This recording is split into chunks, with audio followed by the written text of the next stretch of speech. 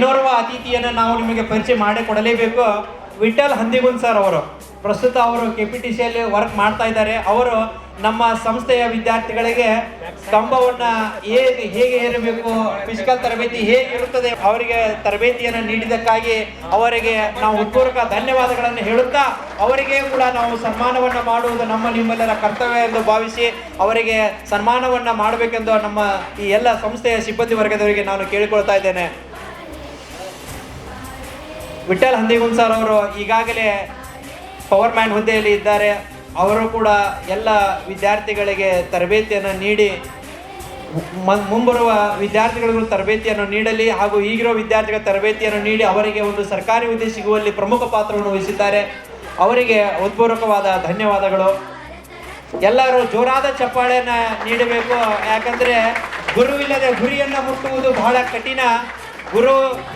ಗುರು ಹಿಂದೆ ಗುರಿ ಮುಂದೆ ಇದ್ದರೆ ನಾವು ನಮ್ಮ ಜೀವನದಲ್ಲಿ ಸಾಧನೆ ಮಾಡಲು ಸಾಧ್ಯ. ಅಂತ ಗುರುವಿನ ಸ್ಥಾನದಲ್ಲಿ ನಿಂತು ನಿಮಗೆಲ್ಲರಿಗೆ ತರಬೇತಿ ನೀಡಿದ ವಿಠಲ್ ಹಂದಿಗುಂದ್ ಸರ್ ಅವರಿಗೆ ತುಂಬ ಹೃದಯದ ಧನ್ಯವಾದಗಳು.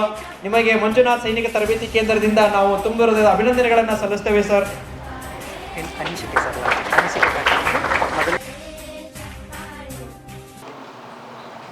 ಫಸ್ಟ್ ಆಫ್ ಆಲ್ ನಾನು ಲಕ್ಷ್ಮಣ್ ಅಡಿಯೋಡಿ ಸರ್ಗೆ ಥ್ಯಾಂಕ್ಸ್ ಹೇಳಲೇಬೇಕು. ಯಾಕಂದರೆ ಒಂದು ಫಂಕ್ಷನ್ದಾಗಿದ್ದೀವಿ ನಾವು. ಒಂದು ಫಂಕ್ಷನ್ದಾಗಿದ್ದಾಗ ಒಂದು ಸರ್ವಿಸ್ ಕೊಡೋದೈತಿ, ಅಂದ್ರೆ ಒಂದು ಸರ್ವಿಸ್ ಕೊಡೋದೈತಿ. ಒಂದು ಅದ್ಭುತವಾದ ವ್ಯಕ್ತಿ ಬರ್ತಾರೆ, KPTCಲ್ದು ಒಂದು ಟ್ರೈನಿಂಗ್ ಕೊಡೋದೈತಿ. ಒಂದು ಸರ್ವಿಸ್ ಮೈಂಡ್ ಇಟ್ಕೊಂಡು ಸರ್ ಬರ್ತೀರ ಅಂತ ಕೇಳಿ ನಮಗೆ ಈ ಸಂಸ್ಥಾಕ್ಕೆ. ಆಯ್ತು ಸರ್, ನಮಗೂ ನಾವು ಒಂದು ಸರ್ವಿಸ್ ಮೈಂಡೆಡ ಬಂದೇ ಬರ್ತೀನಿ ಸರ್ ಅಂತ ಅಲ್ಲಿ ಒಪ್ಕೊಂಡ ಮೇಲತ್ತ ಮಂಜುನಾಥ್ ಕೋಚಿಂಗ್ ಸೆಂಟರ್ ಬಗ್ಗೆ ಆಲ್ರೆಡಿ ಸ್ವಲ್ಪ ಗೊತ್ತಿತ್ತು. ಯಾಕಂದರೆ ಈ ಸಂಸ್ಥೆ ಬಗ್ಗೆ ಮಾತಾಡಲೇಬೇಕು.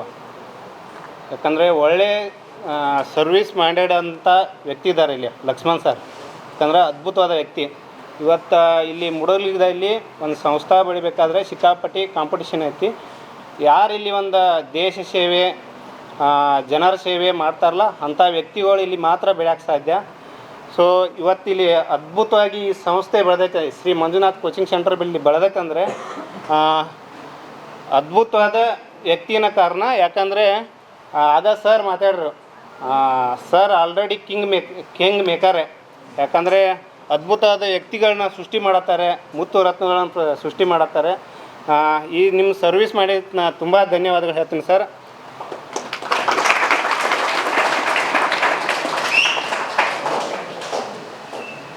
ನಾವು KVಯಲ್ಲಿ ಕೆಲಸ ಮಾಡ್ತಿದ್ವಿ. ಯಾಕಂದರೆ ಆಲ್ರೆಡಿ ಇಲ್ಲಿ ಸರ್ದಾರೆ, ನಮ್ಗೆ ಯಾವ ಥರ ಮಾತಾಡಬೇಕು ಕಮ್ಯುನಿಕೇಷನ್ ಸ್ಕಿಲ್ ಇರ್ತಿರ್ಕಿಲ್ಲ. ನಾವು ಇವ್ರಿಗೆ ಹೆಂಗೆ ಕಲಿಸ್ಬೇಕಪ್ಪ, ನಮ್ಮ ಕಂಬ ಏರಿದು ಬಿಟ್ರೆ ಮತ್ತೇನು ಗೊತ್ತಿದ್ರಿಕಿಲ್ಲ. ಇವ್ರಿಗೆ ಹೆಂಗೆ ಕಲಿಸ್ಬೇಕಂತಂದಾಗ ಸರ್ ಒಂದು ಥೀಮ್ ಹೇಳಿಕೊಟ್ರಲ್ಲ, ಒಂದು ಸರ್ವಿಸ್ ಮೈಂಡೆಡ್ ಅನ್ನೋ ಥೀಮ್ ಹೇಳಿಕೊಟ್ಟಿದ್ದು ಅದನ್ನ ಇಂಟೆನ್ಷನ್ ಇಟ್ಕೊಂಡು ನಮ್ಗೆ ಎಷ್ಟು ಆಕತ್ಲ ನಮ್ಮ ಸಾಧ್ಯದಷ್ಟು ಒಂದು ಸರ್ವಿಸ್ ಮೈಂಡೆಡ್ ಇಟ್ಕೊಂಡು ನಾವು ಕಲಿಸ್ಲೇಬೇಕಂತ ನಾವು ನಿರ್ಧಾರ ಮಾಡಿದ್ದು.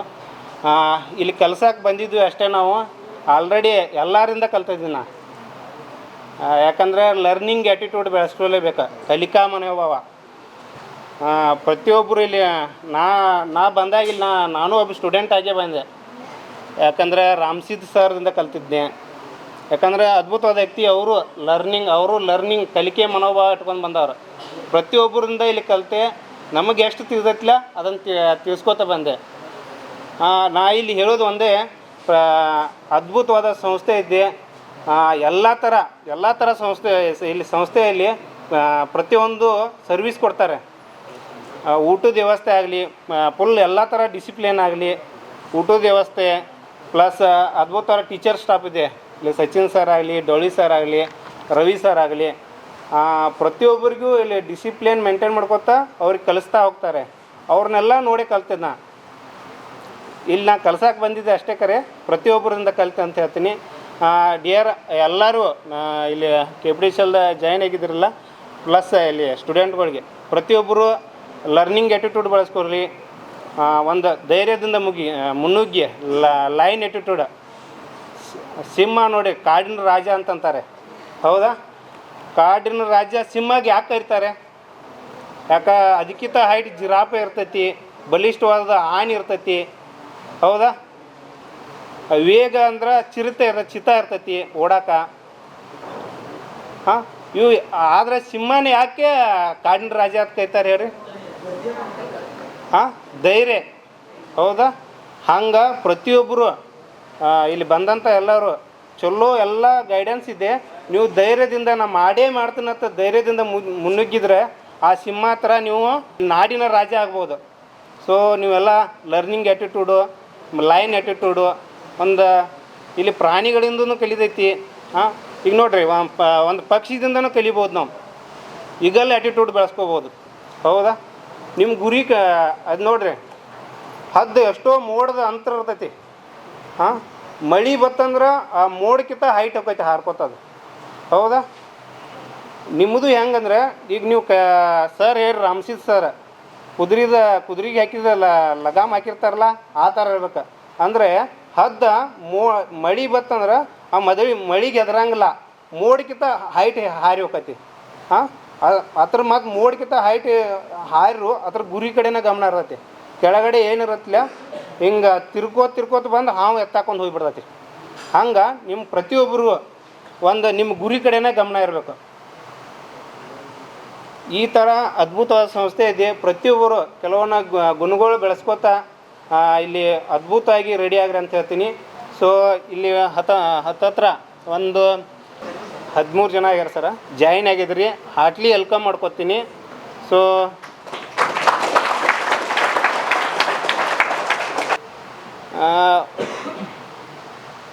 ನಿಮಗೊಂದು ಹೇಳಬೇಕಂದ್ರೆ ನಮ್ಮ KV ಡಿಪಾರ್ಟ್ಮೆಂಟ್ ಅಂದರೆ ನಿಮಗೆಲ್ಲ ಗೊತ್ತಿದೆ.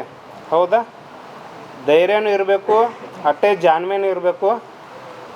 ಯಾಕಂದರೆ ಇವತ್ತು ನೋಡ್ರಿ, ಹೊರಗಡೆ ಇಲ್ಲಿ ಆರ್ಮಿಯವರು ದೇಶ ಕಾಯಕ್ಕೆ ಅಲ್ಲಿ ಸರ್ವೀಸ್ ಕೊಟ್ಟರೆ ಅಲ್ಲಿ ಶತ್ರುಗಳು ಬರ್ತಿರ್ತಾರೆ.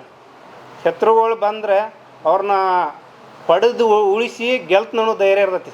ಹೌದಾ? ನಾವು ಕಂಬದ ಮ್ಯಾಗ ಹತ್ತಿದ್ವಿ ಅಂದ್ರೆ ಇಲ್ಲಿ ಕೋರ್ಟ್ನಾಗ ಆಗಲಿ ಯಾವುದೇ ಒಂದು ಕ್ಷೇತ್ರದಾಗ ತಪ್ಪು ಮಾಡ್ರೆ ಒಂದು ಕ್ಷಮೆ ಇರ್ತೈತಿ. ಹೌದಾ? ನಾವು ಈ ನಮ್ಮ ಕ್ಷೇತ್ರದಾಗ ಇವತ್ತಾಗಲಿ ಒಂದು 10 ವರ್ಷ ಬಿಟ್ಟರು ತಪ್ಪು ಮಾಡೋಕ್ಕೆ ಕ್ಷಮೆ ಇಲ್ಲ ನಮ್ಗೆ. ಹೌದಾ?